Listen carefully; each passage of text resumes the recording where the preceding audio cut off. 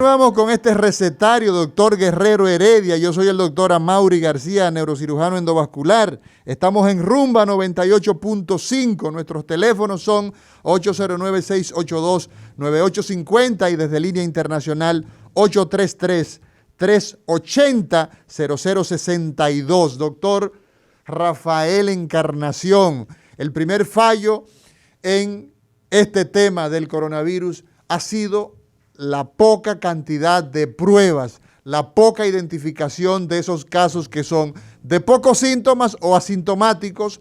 Y el segundo fallo, doctor Rafael Encarnación, de esos casos que ya tenemos entonces, que son identificados, ¿cuál es el segundo fallo que hemos tenido? Ok, progresivamente, Mauricio, se ha ido creando una estructura. Sobre la marcha. Sobre la marcha, Sí. una estructura hospitalaria que permita la atención de estos pacientes. Y se han reforzado los cuidados intensivos, lento, pero se han reforzado. Hemos aumentado. Hemos aumentado la capacidad de atender pacientes graves, hemos reforzado la capacidad de atender pacientes en cuidados intensivos y hemos reforzado la atención de los pacientes sintomáticos que ameritan internamiento hospitalario. El sistema de salud dominicano, hasta ahora, ha llegado a un tope en algún momento. Recuerda que en un momento teníamos prácticamente una saturación del servicio. En este momento, ¿cómo andamos? En este momento estamos camino a otra nueva saturación del servicio. Andamos vamos 60, a saturar. 70%, sobre todo en las poblaciones donde se ha identificado que tienen una alta prevalencia de la enfermedad y que por tanto estamos teniendo muchos más casos. Y el sistema, el gran peligro de esta enfermedad en este momento es justamente uno, que el servicio de salud no sea saturado. Ese es el peligro número uno en este momento. Número uno en este momento. Que no se sature, que no tengamos la capacidad de manejar tantos casos, Sí. que se vaya por encima de nuestra capacidad. Que desborde la capacidad del país para manejar esos casos. Ese es el peligro en este momento. Ese es el peligro en este momento, porque la enfermedad ha tenido un comportamiento en el mundo entero que ha sido bueno por ese lado, en el lado de la letalidad. Ha sido baja. Ha sido baja y ha ido bajando. Pero hay 1.600.000 personas que han fallecido. Exacto. Aquí tenemos 2.500. 2.500, pero en términos de porcentaje de letalidad, nosotros estamos teniendo una letalidad que es de 1.5, 1.6. Yo corrijo, unos 2.367 muertos. Estamos alrededor de 2.400. 2.400, por ahí andamos. O sea, de casos oficiales. De casos, obviamente. Porque hay mucha gente que se ha muerto de los efectos del coronavirus Obviamente que no lo tenemos sabemos. que hablar de subregistro. ¿Perdón? De subregistro Del tenemos subregistro. que hablar en un país que no está totalmente comunicado y que las informaciones llegan un tanto mediatizadas. A pesar de tener tantos medios de comunicación, de tener tantos teléfonos, de tener tanta aparatología, la comunicación sanitaria es muy pobre. Es pobre. Y procesar una prueba desde Montecristi a Santiago o a la capital todavía es lamentablemente la realidad. No tenemos posibilidad de procesar por regiones, en regiones distantes no tenemos esa posibilidad. Entonces el primer fallo ha sido la pobre identificación, pobre diagnóstico. El segundo fallo, doctor. Bueno, ahora viene cuando ya creamos en el camino la cantidad de centros con servicios para tratar esta enfermedad que es altamente contagiosa. Sí. Entonces viene el problema de los medicamentos. ¿Estamos a la vanguardia en medicamentos? ¿Hemos tenido los medicamentos adecuados? Pues no. Entonces, ese es el segundo hándicap. Ese ha sido el fallo. Pero esos medicamentos, ¿para quién lo queremos? El Remdesivir, el Flavipiril. Pero el Remdesivir hace poco que se aprobó. Exacto. Aquí en el país. Sí. Los anticuerpos monoclonales, que son la última generación de medicamentos que ha llegado, que son muy prometedores y muy buenos. Anticuerpos ¿Algún nombre? monoclonales específicos, el Ribavinir y un grupo de anticuerpos y la mezcla. ¿El Ciplenza entra dentro de qué? Y el cóctel de medicamentos antivirales recientes. Eso no lo tenemos en el sector y en el grupo de medicamentos que estamos usando. Pero esos medicamentos no han llegado al país todavía. Pero son de aprobación reciente para las poblaciones de los países mucho más avanzados. Eso es en la terapéutica, eso es en el manejo de los casos graves Y eso es en el manejo de los casos que necesitan hospitalización. Entonces tenemos dos fallos a identificar a grandes rasgos. Exacto. Pobre diagnóstico de forma, digamos, permanente. Se estima que 10.000 pruebas deberíamos estar haciendo cada día para poder identificar los casos que tenemos. Y en segundo lugar, segundo fallo, la parte de falta de respuesta con medicamentos. Porque las estructuras sanitarias, donde se dan los servicios, hemos ido aumentando y en este momento, fíjate que andamos por una ocupación de 60, 70%. Entonces, eso habla de peligro. Pero tenemos las áreas que son peligrosas y que hemos identificado. Ahí está el concepto de brote, de áreas peligrosas. Lo mismo que pasa con la educación y lo mismo que puede estar pasando con la economía. Hacia tú decir, el Gran Santo Domingo es un área de alto riesgo. Fíjate que en el último informe, aproximadamente el 80% de los casos están restringidos a esas comunidades donde hablar de Santo Domingo, Gran Santo Domingo, Distrito San Francisco Nacional, de Macorís. Al hablar de Santo Domingo, no, hablamos del Distrito Nacional, hablamos de Santo Domingo Este, Norte y de lo que corresponde a lo que llaman Gran Santo Domingo. Exacto. Entonces, San Francisco de Macorís. Tenemos San Francisco de Macorís, tenemos Santiago, tenemos Puerto Plata, como los puntos más neurálgicos del problema COVID en este momento.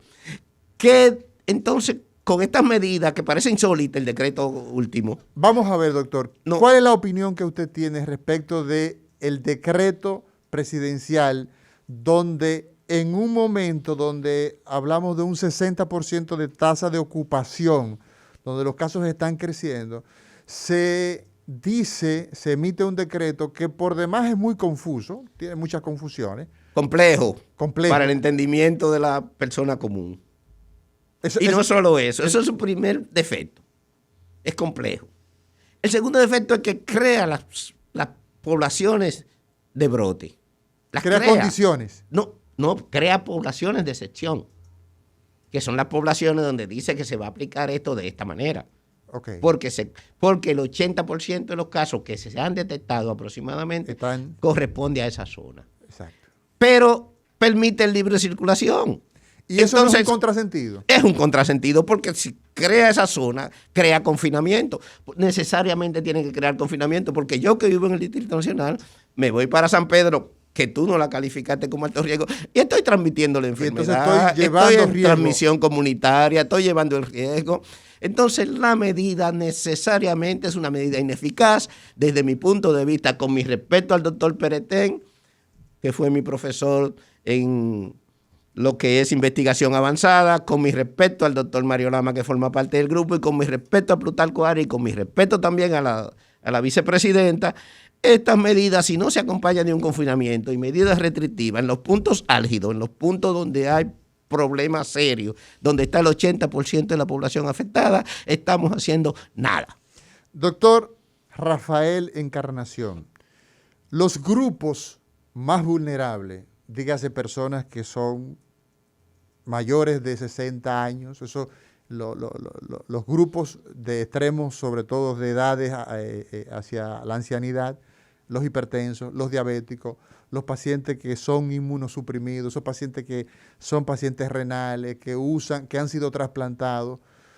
Hoy día estamos en una época muy especial, la época de la celebración de la Natividad en el mundo cristiano, judeocristiano. ¿Qué representa para esos grupos donde queremos reunirnos con nuestra familia, pero que tenemos entonces esa realidad del coronavirus en la República Dominicana? Bueno, fíjate, estos grupos necesariamente son los grupos más afectados en el mundo entero. Tenemos los grupos de riesgo, como le llamamos, los que tienen enfermedades previas y la edad, que son los dos elementos, los dos factores que se han convertido en básicos para empezar a hablar de letalidad y de grupos vulnerables. Estamos hablando de los pacientes, de las personas mayores de 60 años, menores de 65 y de las mujeres embarazadas, y estamos hablando de esta población que tú dices que tienen enfermedad previa. ¿Qué podemos hacer con ellos? Necesariamente tenemos que tratar de conservar la distancia, conservar lo mismo que hemos hecho con todos los demás y extremarla un poco. Conservar la distancia, usar la mascarilla, tener la higiene adecuada. No hemos encontrado hasta ahora, hasta este momento, en la prevención. Hasta el 16 de diciembre de 2020. En la prevención, no hemos encontrado otra medida en este momento que sea más significativa y que lleve mejor control que esta. Pero ¿cómo podemos tener el control? Haciendo pruebas. Hay que, entonces, esos Hay que errores... hacer la prueba para identificar esos pacientes que pueden contagiar a los enfermos y a los vulnerables. Necesitamos hacer pruebas. La llegada de otro tema que está de moda, que es lo último que estamos viendo, probablemente mañana o pasado se apruebe otra, que son las vacunas, es para nosotros, para en este momento, no está al alcance de República Dominicana. La vacuna como medida de control es una medida a largo plazo. Y para nosotros es todavía a más largo plazo. Más a largo plazo. Doctor, antes de entrar a ese tema de las vacunas, ¿en qué consiste el manejo en el contexto del paciente con coronavirus, el cuidado intensivo de un paciente que tiene coronavirus y que ha llegado a sala de cuidado intensivo? ¿En qué consiste? Mira, los médicos hemos aprendido mucho de esta enfermedad.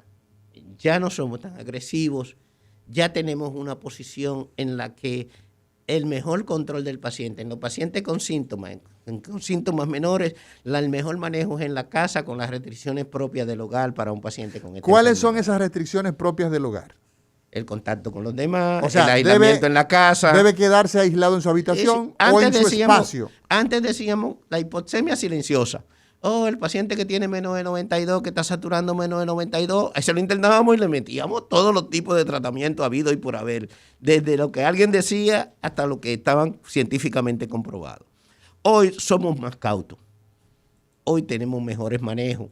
Ya cuando hablamos de hidroxicloroquina, cuando hablamos de cloroquina, cuando hablamos de dexametasona, cuando hablamos de acitromicina, cuando hablamos de la ivermectina, que se ha vuelto a poner de moda en dosis un poquito más alta, pero que sigue siendo un medicamento controversial, no aceptado por la mayoría de los países desarrollados. Y luego tenemos pues, remdesivir, flavipiril y una serie de medidas coayudantes, el zinc, la vitamina D, la vitamina C, y todos estos productos que hemos notado que pueden ser beneficiosos de alguna manera. Pero, ¿cómo llegamos al intensivo? ¿Cuál paciente va a necesitar intensivo? Vámonos a una pausa y entonces entramos con cuál paciente va a requerir intensivo. Y estaremos hablando de los pacientes complicados. Y pacientes complicados.